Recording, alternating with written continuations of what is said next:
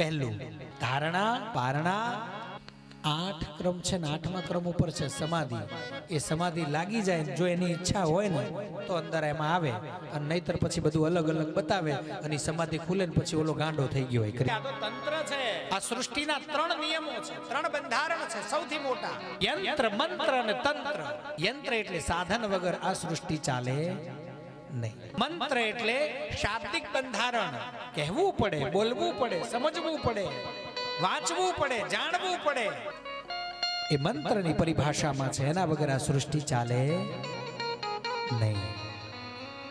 અને છેલ્લું છે તંત્ર. તંત્રના 2 અર્થ છે. કોઈ અવળી વાતને સવળી કરવા માટે થઈને પ્રયોગાત્મક ક્રિયા થાય એને પણ તંત્ર કહેવાય.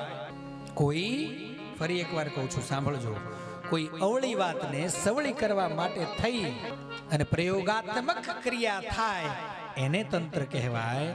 અને બીજી સારી રીતે ગોઠવાયેલી વ્યવસ્થાને પણ તંત્ર કહેવાય. કૃષ્ણ કનૈયા.